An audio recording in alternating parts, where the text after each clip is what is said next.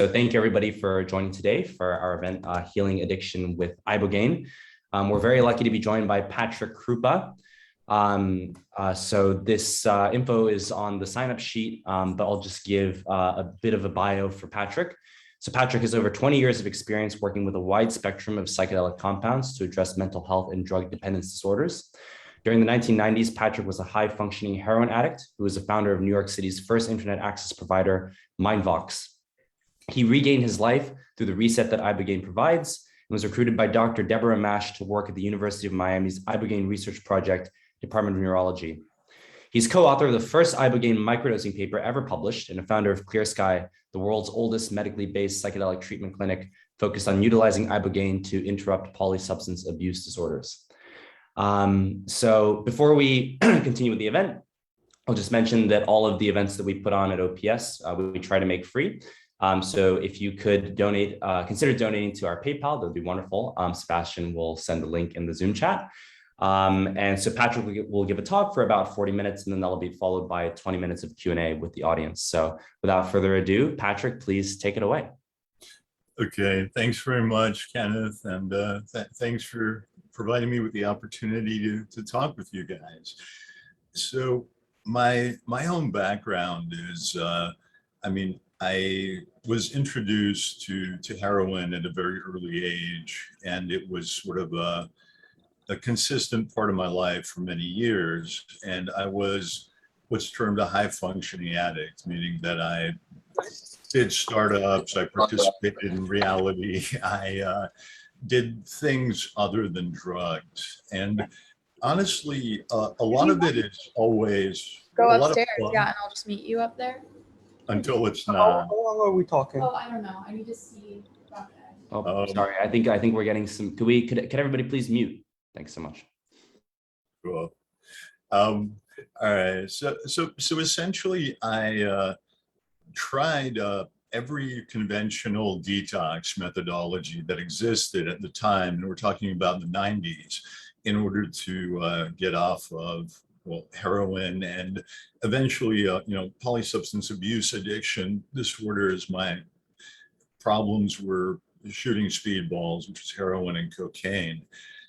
And what is available right now is actually remarkably similar to what was available in the 90s. There's a variety of equally or more addictive medications to do maintenance on, such as buprenorphine. I tried literally everything. So I was on methadone maintenance for about 5 years. I was on the very early clinical trials for buprenorphine, where they were trying to make it bioavailable sublingually, which they obviously succeeded with. This became Subutex and Suboxone. I was on, I did ultra rapid opioid detox twice. And basically, I was a spectacular failure at every conventional detox methodology, every substitution therapy. Nothing really worked for me. And I had heard about Ibogaine because I was fortunate enough to grow up in New York City, and I had part of having a toxic childhood is you're exposed to a lot of interesting different subcultures and situations. And the Lower East Side in New York City is, oddly enough, where the addiction, the anti-addictive properties of Ibogaine sort of begin. There's a really amazing person who I was very fortunate to have as a mentor for many years, named Howard Lotsof, who first discovered the anti-addictive qualities of Ibogaine in 1962.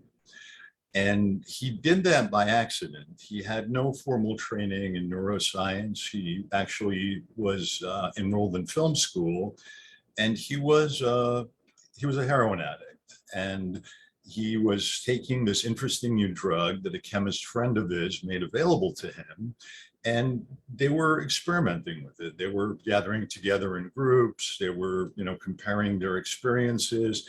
Okay, let's do this psychedelic drug and see what it does. And when he came back down, he discovered that he was no longer a heroin addict. It's like somehow that had magically gone away. And what's interesting is it would have to be a drug dependent individual to make that observation, because if you just trip on Ibogaine and you come back down and you're not addicted to anything, you'd never know what it just did for you. But so that one moment, it kind of spread out in waves, and small groups of people gained access to Ibogaine in the late 60s and early 70s, mostly around the epicenter of the Lower East Side in New York City. And gradually, this sort of informal underground treatment network became what Dr. Kenneth Alper has very aptly called a medical subculture. So basically, people showed up at universities. They pulled in any researcher they could possibly find. There were studies that began in Europe. There were studies that began at Albany under the auspices of Stan Glick. There were studies that really sort of kicked open the door that started at the University of Miami under the auspices of Dr. Deborah Mash in the 1990s. And during the 1990s, Deborah was able to get FDA approval for phase 1 clinical trials to commence on human drug-dependent subjects within the United States. So that's like 2 or 3 miracles all lined up back to back because it's the 1990s, it's a psychedelic drug, and it happens to be a Schedule I substance. The environment back then is nothing like it is right now. It was very pro-drug war, very against everything. And ultimately what happened was the FDA approved the clinical trials, and then NIDA refused to fund any of it. They basically turned everything down. And one of the directors of NIDA at the time, Frank Vacci, issued a statement that essentially, the exact quote was, "The people of America will think that we're completely off our rocker." And so essentially, it's when NIDA issued a lot of marketing about how they wanted to cure drug dependence and help people, this weird psychedelic is not what anybody had in mind back then, and that's not what anybody wanted. So I was fortunate enough to intersect with Deborah, because Howard, and the underground treatments had become medicalized. They were trying to do it in a hospital environment. There wasn't very much happening, and there was a self-funded treatment center in St. Kitts, which Dr. Deborah Mash started in the 90s after NIDA refused to fund the research within the United States. And what happened was, for me, when I came in, and this is the late 90s, I was on 200 milligrams of methadone, and I was doing about 1.5 grams to 2 grams of heroin on top of that. And that combination, I mean, a back of hand guesstimate that's enough to kill about 10 or 15 adults who don't have tolerance. That was a pretty heavy habit for the 1990s. Over here in 2021, it's nothing, because everybody's strung out on fentanyls, which are ridiculously powerful, and the situation is much, much worse than it was back then. So when you're going through withdrawal from opioids, you have replaced all your endogenous endorphin production with exogenous opiates. And when you stop introducing them into your body, you have a very significant physical withdrawal. It's quite painful to stop. It's not just a psychological addiction. Your body does not let you forget about it. It feels like your skeleton is getting smashed in a vice. It feels like, everything is really hot and everything is really cold. You're sweating, you're shaking, you are experiencing a lot of pain. And within 30 to 45 minutes of ingesting Ibogaine, what happens is there's like this ball of warmth that begins in your solar plexus, and it very gradually kind of coils up your spine. And as it's moving up your spine, the pain is letting go, and it feels like being suspended in this warm, just field of energy. And your habit has just been non-existent. And remember at that moment thinking that this is the closest thing I've ever experienced to a miracle, because what just happened is impossible. This cannot happen, but it did. And then you start tripping. So you're really busy for the next 6 to 8 hours. But what's remarkably, what's amazing is how consistently that works for everybody who undergoes the process. For me, I came back down, I reintegrated, and I essentially, I made a few detours because I was coming off of 16 years of very consistent addiction. And I basically did what essentially every addiction treatment professional recommends, which is change your life, change your environment, change your habits, the people you associate with everything. So for me, I literally did all of that. I was completely burnt out on conventional drug treatment and rehab because I had been at the receiving end of the so-called war on drugs, which is, I'm not going to digress too much there, but it's a war on human beings and states of consciousness.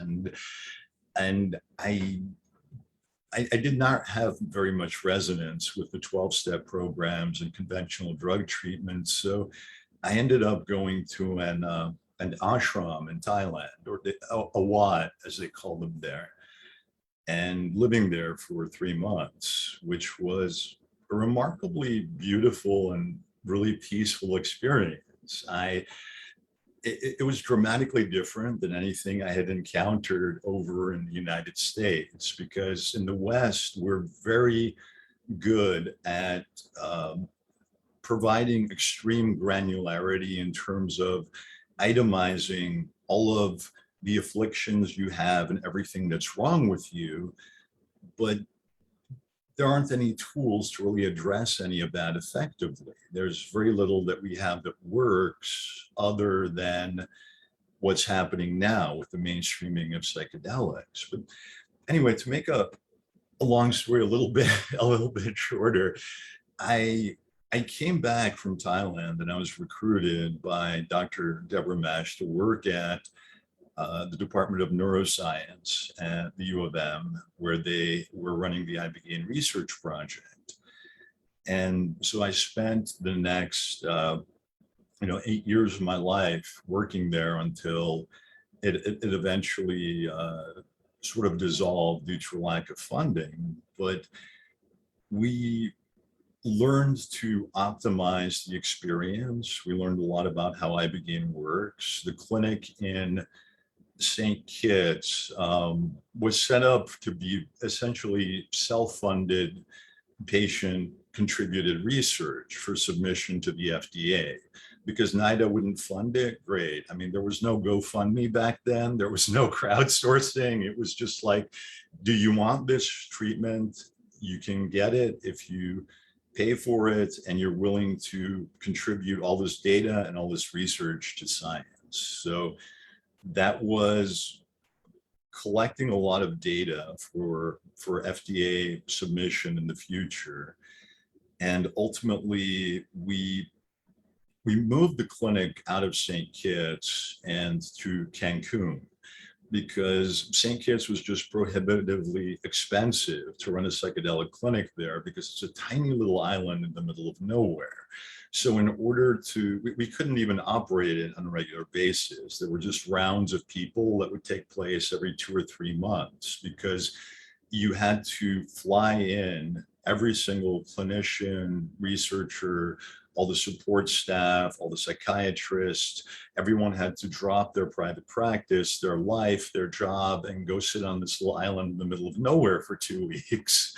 So the prices were kind of astronomical back then. You're talking 20, 25K in the 1990s dollars. So Cancun lent itself very well to medicalizing Ibogaine treatment because it was a mecca for medical tourism even back then. They have hospitals, they have infrastructure, they have all the necessary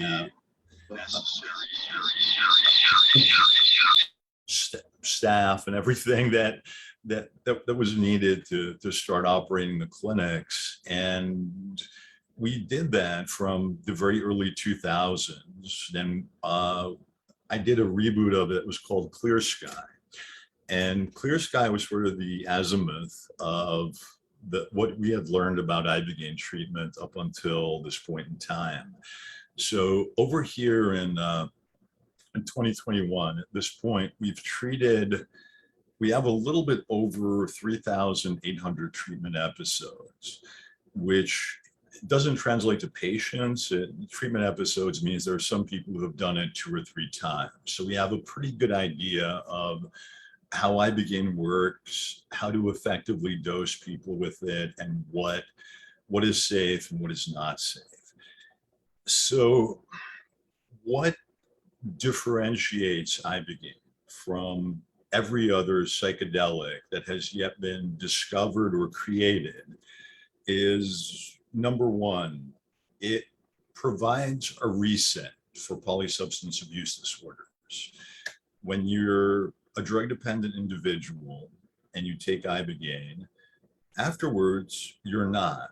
Your habit gets lost in inner space somewhere and it does not come back down with you. No other psychedelic drug has that effect. I've done LSD while I'm addicted to opioids. I've done psilocybin. I've done 2CB, 2CT. The list goes on. I mean, you may get a lot out of all of these molecules in terms of readjusting your headspace and your awareness of who and what you are and what you may be doing to your life, but you're still addicted when you come back down and reintegrate. Ibogaine is the only psychedelic that hits that reset. Now, technically, Ibogaine isn't actually a psychedelic because it has very, very low affinity at 5-HT2A. It's been termed a neurogen or a dream-inducing molecule, which would be accurate in my opinion. You're essentially in sort of a waking REM-like dream state. I mean, if you open your eyes, you're aware of your surroundings. You are experiencing ataxia, which is a lot different than most psychedelics, because like if you're on LSD or you're on psilocybin and you touch something, you're getting input off of your body. You're getting sort of feedback and you flow with that. With Ibogaine, your body is more like dead weight. You're not really interacting so much with your environment physically or your body. And Ibogaine, unfortunately, is also the one psychedelic that can kill you. It has a relatively narrow window between what constitutes an effective therapeutic dose and what can be a potentially lethal dose. And these are some of the very early issues that came up with Ibogaine treatment. And all of this can be overcome using the correct medical protocols and in making sure that you're doing it in a medical setting with high acuity nursing, clinicians who are trained in its use, and all the necessary, hardware and molecules to bring you back in the event there's an adverse event. The adverse event does not turn into a critical incident, which is a nice way of saying a dead body. So far in 20-something years, we've had 0 critical incidents, no dead bodies, which is quite difficult sometimes. And adverse events have occurred and they have been dealt with. At this point, we do everything that's humanly possible to minimize that. There's a lot of complexity that sort of comes attendant with Ibogaine treatment. Ibogaine is a very small community, and for the most part, people have a lot of respect for each other. There are people who approach it from a shamanistic perspective, and they're working with Tabernanthe iboga, and they're working with extract as opposed to the purified hydrochloride. Ibogaine hydrochloride itself comes, I mean, it's an indole alkaloid. It comes from this shrub that grows in Gabon and Cameroon, where indigenous people have been using it for tribal ceremonies for hundreds of years. They're called the Bwiti. And what the psychospiritual aspects are considerably different from the medical aspects, because from a medical perspective, when you're working with Ibogaine and you're using it as a tool to interrupt polysubstance abuse disorders, which is specifically our focus and the focus of most of the larger companies who are working with Ibogaine at this point, which I'll sort of cover in a couple of minutes, and once we get into what's happening right now. But it's difficult in the environment right now to recommend doing Ibogaine in anything except a medical setting. Taking Ibogaine causes hERG inhibition. I mean, hERG is human notheragogo, and it basically, it can cause QT prolongation. So what all of this means is it affects the electrical activity of your heart. Now, if you happen to also be doing a lot of methamphetamine before that, or you are doing a strange combination of fentanyls, then everything can become ridiculously complex really quickly. Ibogaine is a very dirty molecule. It attaches itself to almost everything. Binding is a hyperbolic curve. So, I mean, the more you do, the greater the affinity to all the different receptors that it attaches itself to. And in the here and now, like what we used to get was random individuals who sort of came into contact with opiates in different subcultural contexts, or they had access to it. So people in the entertainment industry, hedge fund managers, you had to sort of go and look for it. In the here and now, probably 80 to 85% of our patients, if you ask them, well, how did you get here? Who are you? When you're doing their intake and you're quantifying sort of where they're at, the answer is, my doctor wrote me a prescription for these pills. Then my doctor wrote me more of these pills and said that it was better for breakthrough pain. And then a couple of years later, my doctor said, hey, I can't write you for these pills anymore because the laws have changed. Sorry about that. And magically their addiction did not go away. And so all of these people that got stranded by big pharma, they don't really have anywhere to go. They can do maintenance on equally or more addictive molecules. I mean, there's always Subutex, Suboxone, there's a variety of more of the same that we had from the 1990s. And there's very little that has actual efficacy. Now, right now, most of our patients who think they're doing heroin, who say, okay, I was strung out on oxys and I couldn't get those anymore, I switched over to heroin. You know what? You're not. Because there's very little heroin that's actually left. What you're doing is fentanyl.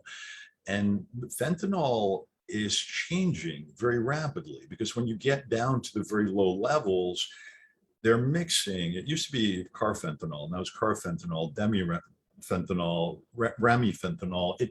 It's essentially organized crime, and the labs that are producing this want exactly the same thing that Big Pharma wants, which is a customer for life. So they're mixing it in the best possible way to make it as addictive as possible, make the high as good as possible. So the way that we treat people with Ibogaine has evolved over the last 20 years to address the molecules that exist right now. And essentially what that amounts to is, in the past, we would use very large flood doses. So it was like one big dose. You would sort of like enter this state, and you would come out of it, and you would emerge clean. Right now, very often we need to switch people to a short-acting opioid, which, ironically enough, heroin is fantastic for that, but can't prescribe heroin. So usually we use morphine. And if morphine is not available in the jurisdiction that people happen to be in, then, you know, oddly enough, OxyContin is great. It's a very short-acting opiate. It's very clean, very fast, no problems. And you split the doses across multiple days, because if you do, for instance, 18 mg per kg of Ibogaine all at once versus a total of 18 mg per kg spread across multiple days, it has the same effect.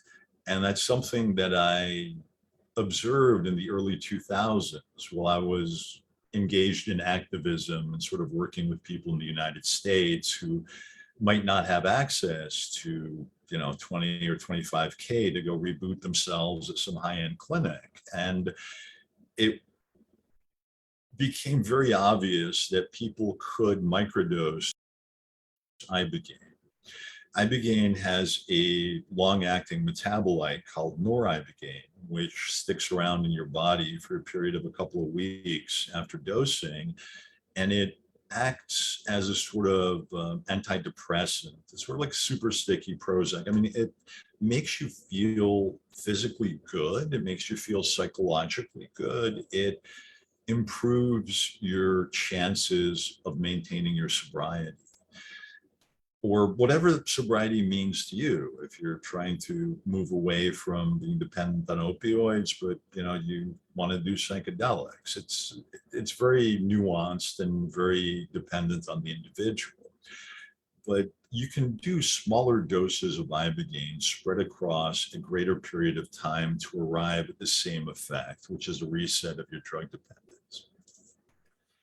So over here in 2021, it's been a really weird year and a half, I guess, with COVID and the world being shut down and all that. But even before that, the strangeness began in really 2017, 2018, which is when capital markets kind of like woke up and realized that, oh, hey, psychedelics may have some efficacy after all, and maybe we should stop demonizing these molecules. And there has been this huge mainstreaming of psychedelics, which is occurring. And there are multiple entities doing really cool things. So what happened from the Ibogaine Research Project at the University of Miami is Dr. Deborah Mash ended up in a company called Demorex. And Demorex is working with a Thai to medicalize both Ibogaine and Noribogaine. And clinical trials have actually started in the UK as of a couple of months ago. So that's fantastic. Because the way to move all of this forward is clinical trials, because the plural of anecdotal observations is not data. You need clinical trials, and you need to justify and prove the efficacy of Ibogaine, which is what's in the process of happening. There is another entity called Universal Ibogaine, which just IPO'd and is working within Canada and submitting a CTA to Health Canada to basically begin same within Canada. And ultimately, the dream, of course, is the FDA, which will be the most difficult to deal with. But if you have clinical trials going right now in the UK, Canada is coming soon. It's finally arriving, and that is absolutely fantastic. I mean, that's what we had hoped for 20 years ago, and nothing ever happened.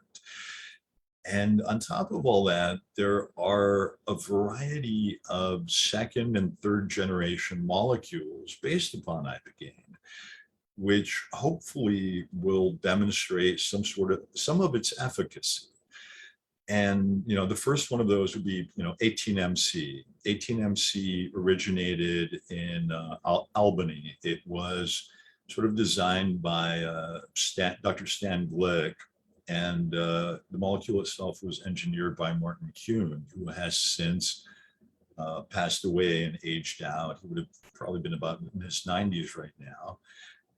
That molecule ended up in a company called Savant with Stephen Hurst, and Savant, of course, went into MindMed. So MindMed has a variant of Ibogaine called 18MC, and the hope with that is that it obviates the quote unquote hallucinations or the tripping out part, which is the first thing that big pharma always wants. Get rid of the tripping out part, and but maintains the potential efficacy of hitting a reset on polysubstance abuse disorders. So that's 18MC. There's a couple of other people working on things. There's David Olson came out with Tabernantulog. And there's a really brilliant guy named Jonathan Sporn working with Gilgamesh, who is also working with potential molecules that would have the efficacy of Ibogaine without the attendant possible dangers. And at the end of the day, the only thing that Ibogaine does not work for our benzodiazepines. It is an inverse agonist at GABA receptors. So basically it does absolutely nothing for benzos. Generally at Clear Sky, the patients that we treat who are on benzodiazepines are almost inevitably on Xanax, because that's the one that every clinician loves to throw at people. And we switch them over to a longer acting, more stable molecule, and ultimately while they're being treated, they're switched to IV Valium, which is absolutely the most stable thing that we can use. And the hope is that somewhere in the very near term future, Ibogaine will actually be available as a medication or a choice for drug dependent individuals to have as an option. Now, the reality is, for most people who are drug dependent, drugs are not the problem. They're the solution. They're what is supergluing people together. When you remove drugs from the equation, the vast majority of individuals have co-occurring disorders that they're self-medicating.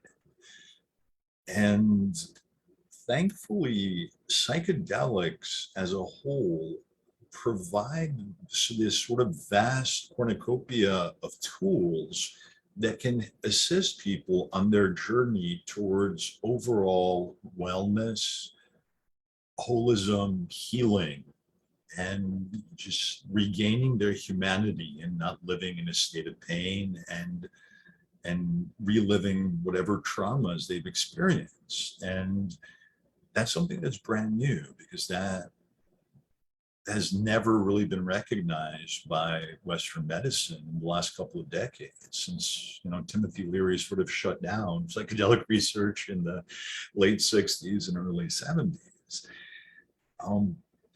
To just progress a little bit to additional molecules. I mean, there are so many that have a lot of efficacy for mental health, mental wellness. There's, I mean, LSD, psilocybin, those are two very safe and biocompatible molecules with Ibogaine. There is a lot of material that people can work with aside from Ibogaine to sort of regain their humanity. I believe that everyone is always going to do whatever they're going to do. In my case, the groups of people that I work with utilize Ibogaine only for interrupting polysubstance abuse disorders.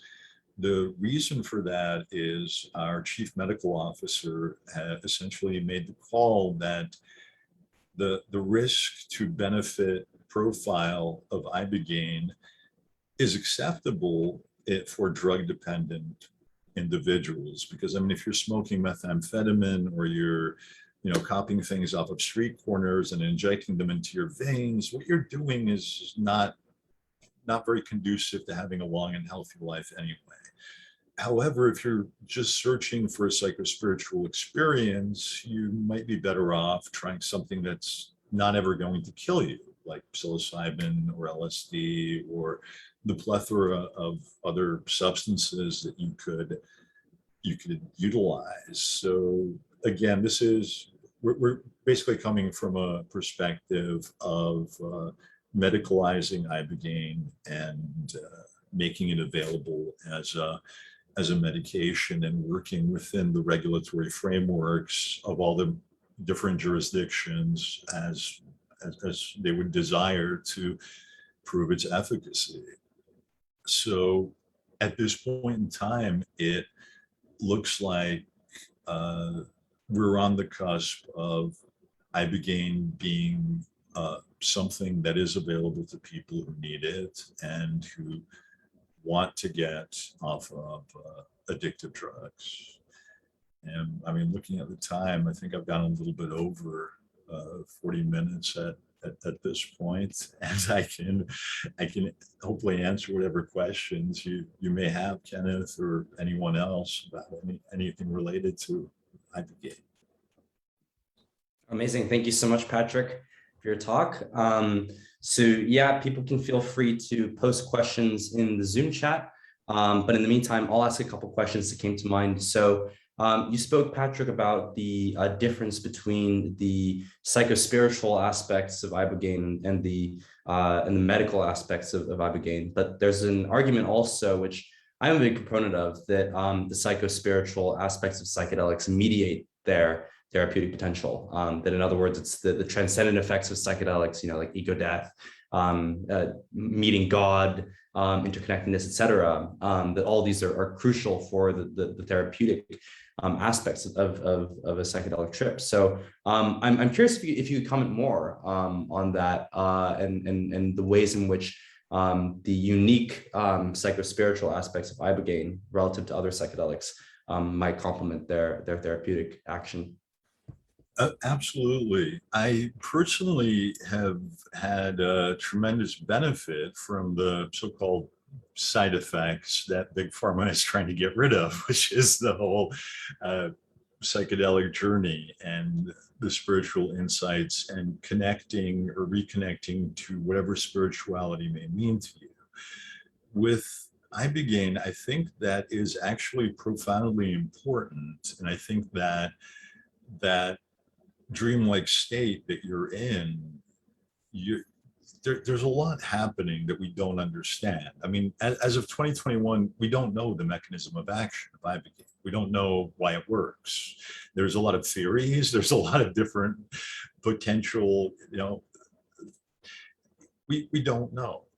And I believe that having the opportunity to experience the trip is very important to people, in my own personal opinion.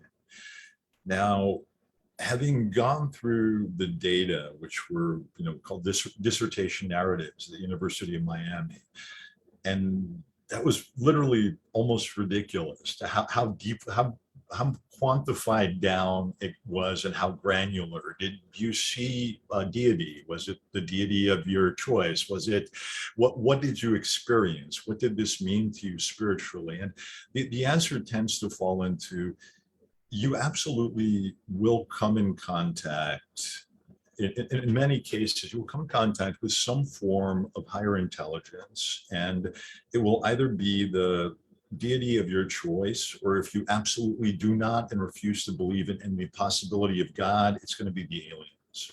So it's one of those two things. And what was the correlation between people experiencing really deep and meaningful realizations on their journeys to the final outcome of how long did people stay clean? And honestly, it seems to be about 50-50. It's kind of all over the map. There were people who said they had terrible experiences. There are people who sleep through Ibogaine, which I find almost impossible to believe, considering how, what happens for me, but there are, and they do. They fall asleep, and okay. And honestly, okay, going back and exactly addressing what you're talking about with another molecule, LSD. So if you take a larger dose of LSD, let's say 300, 500 micrograms, and that's going to do a lot to rearrange your consciousness. And versus microdosing LSD, you take very small doses spread across days of time. Now, let's say that you're doing that because the SSRI you were supposed to be taking for your depression isn't really very effective, or it has a lot of side effects and you don't want to be on it. Now, does microdosing LSD have a positive benefit for your depression, or would doing some psilocybin provide a significant increase in the quality of your life versus some sort of sanctioned medication that's available right now? The answer, in my opinion, is unequivocally yes. Psychedelics work, and they do significantly increase the quality of life for people. And we're getting to science that's coming back on that. Finally, that sort of proves what all of us, or many of us, have known for a very long time. And so that it's sort of the same paradigm, I guess, with Ibogaine. It's would it be better with the journey? In my opinion, yes. But if you just had the side effect and it had the reset on drug dependence, would that be better than every conventional methodology that's out there right now? Yes. Either way, the patient and the individual win. Nice. We're getting some more questions in the chat. So maybe you could try to give like 3-minute answers to these, Patrick, just so we have time. Okay, I won't ramble quite so much. No, not at all, not at all. It was a good answer. First from Danny, is Ibogaine effective for treating other addictions, including eating addiction or even tech addiction? Yes, from what we have experienced, it is. Ibogaine has efficacy for multiple addictive behaviors. I hesitate to say all of them because we don't know, but anecdotally, it does appear to have efficacy for anything that could be quantified as an addiction. There are people who have been addicted to gambling, to porn. There are people who have been addicted to, technology. I don't know. Will it get you off Facebook? That's very difficult. I mean, I don't know anything that can do that, and it may be against the law soon. It has efficacy for other addictions. I don't know about social media though. Nice. Our next question is from Alex. To what extent is the phenomenology, so meaning like the subjective first-person experience of Ibogaine, consistent across individuals, or is it more a non-specific amplifier like classical psychedelics? It varies tremendously. Like I touched upon, there are people who will literally sleep through the entire experience, and that's not because they're getting medicated. That's just them. We don't know why that happens exactly. There are different kinds of metabolizers, and depending on what happens at cytochrome P450 2D6. It will alter the intensity of your visions, what is happening with you, and how you're perceiving it. And for some people who don't really have a reference point, it can be extraordinarily deep and very complex and profound. But if you get a person who's taken LSD 50 times and they do Ibogaine, it may not have such a tremendous impact on them because they're expecting something that's much harder, much stronger than what Ibogaine is doing to them. So it's very individual dependent. It's not possible to say that it does more or less for anybody. You sort of have to do it and find out. From Marcus, thanks for this great talk. My question is, do you think Ibogaine has potential for the treatment of chronic pain disorders? Is there data or anecdotal evidence on this? Yes. Yes, I do. There's patents on it too, of course. So Ibogaine will potentiate all opioids. So what that means is this is identical to what I was mentioning with microdose. You can literally microdose your way down off a habit. So you're on 4 mgs of a given medication. And if you take 50 to 100 mgs of Ibogaine, total, not mgs per kg, that would be fatal. A total of, let's say, 50 mgs to 100 mgs of Ibogaine hydrochloride. If it is a opiate, then you will able to reduce the dose of the opiate that you're on, and it will potentiate its efficacy. So if you're a individual who is using opioids for pain management, yes, Ibogaine can definitely assist with that. You have to be careful with it because there's the potential for adverse events with that. On top of that, if you mix together, for instance, Noribogaine, and Noribogaine is really nothing but microdosing Ibogaine. Let's say it's very low levels of Ibogaine with naltrexone, it produces non-narcotic pain relief. Great. From Kyrie, hi, Patrick, great talk. We were wondering, what would you recommend as a response to opioid dependence in the meantime before Ibogaine access is mainstreamed? That is a really good question. I don't really know what I would recommend in terms of detoxing. I can give you anecdotal observations, and I can give you data. I mean, in terms of data, substitution therapy seems to work. MAT works. In Canada, interacting with Health Canada, one of the biggest questions isn't even like, is Ibogaine better than something else? The concept is to just provide it as a tool for those who wish to detox. It's like, well, why not just put everybody on heroin maintenance, which they have, or put everybody on some form of opioid maintenance because it works. It stabilizes people's lives. It allows social reintegration to occur. It basically brings you back into society and being a productive individual. Now, if you want to detox without Ibogaine, I do know people who have slowly tapered down from whatever doses they're taking.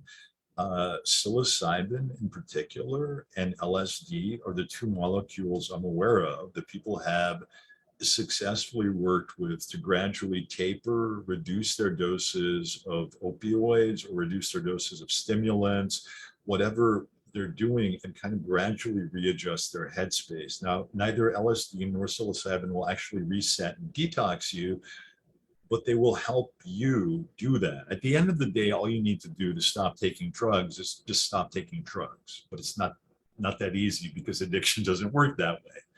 So psilocybin is beneficial, LSD is beneficial.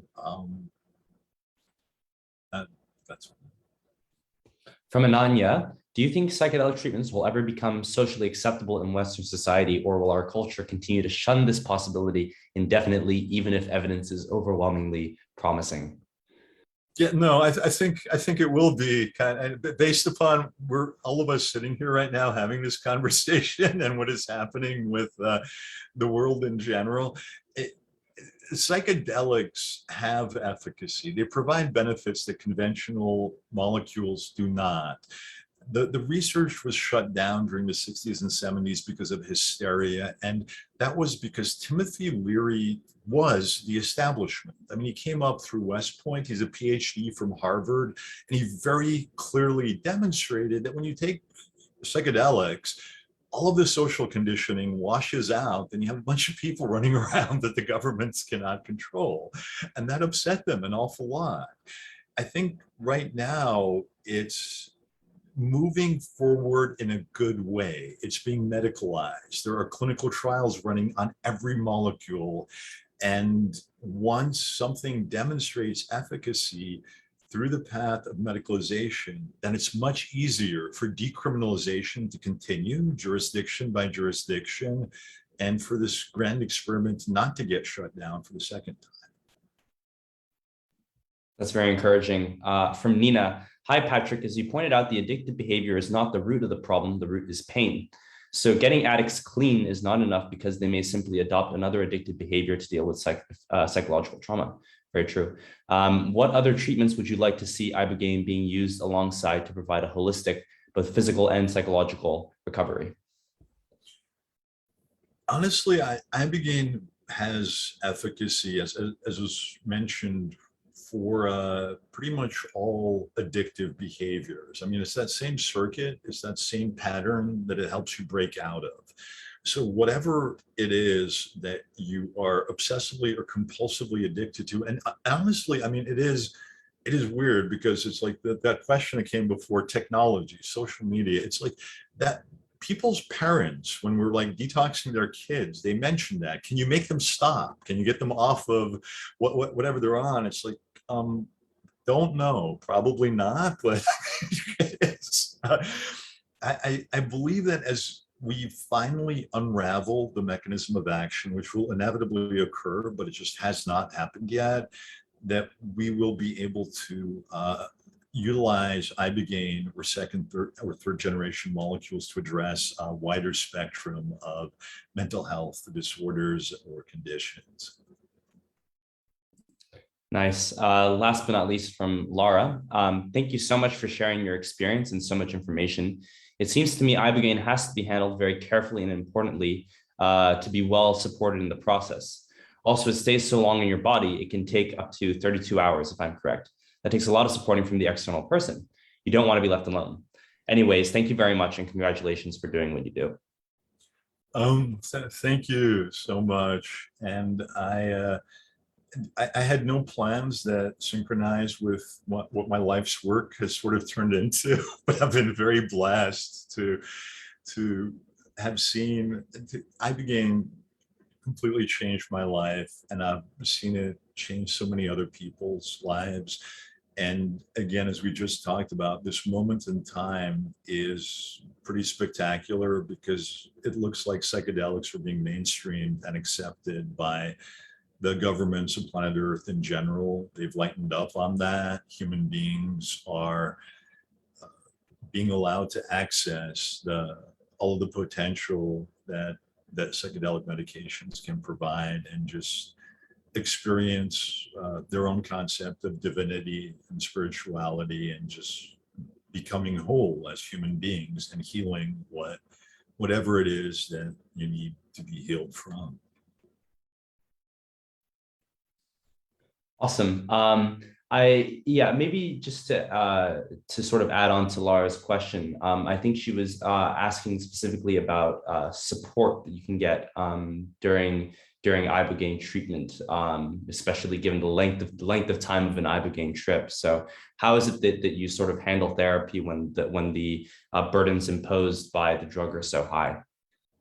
Well, with us, it's we're very constrained by the fact that we need to operate a business within the medical tourism industry. So we don't have infinite time, which in a perfect world, we would have a couple of months. We'd have 90 days or something to work with an individual, but such an entity would not ever stay in business, or we can't do that. We get people for 7 days to 2 to 3 weeks in some cases, if we have to transition them to short-acting opioids. So there is an entire support team that comes from, the holistic background, the people and individuals who have experienced Ibogaine and recovered and understand where you're at and can talk to you. There are high acuity nurses which have to be present while treatment itself is taking place. There is a clinician on site at treatment 24 hours a day.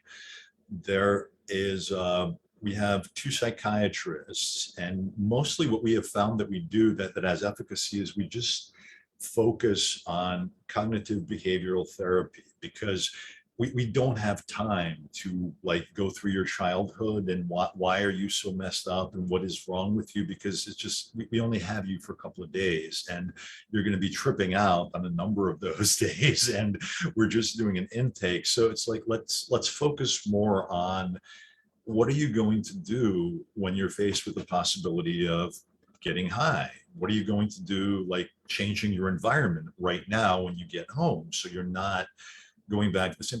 So CBT, cognitive behavioral therapy, that's what works in the shortest span of time and has actual efficacy in helping patients and ensuring really good medical care and a response to any adverse event which may occur. Ibogaine treatment can be 100% safe under medical supervision. Amazing. We are just out of time. So thank you so much, Patrick. You've got a really inspiring story. And as Laura was saying, and as other members of the audience were saying, doing absolutely incredible work. And so kudos from all of us to you for making Ibogaine and psychedelics more accessible for the people who need it. Great. So our next event is Psychedelic Breathwork, which is going to be taking place on Sunday. So if you've already purchased tickets for that, don't forget. Unfortunately, we have sold out of tickets at this point, but we're hoping to put on another one either later this term or next term. And then we'll be doing a Zoom event on the 1st of November titled The Flowing Brain on Psychedelics, about how psychedelics change the brain. So yeah, that's on the horizon. And once again, thank you so much, Patrick. Thank you very much for having me, Kenneth, and peace. Be well. Be well. And thank you to everybody in the audience who asked great questions. See you guys later. Thank you. Bye-bye.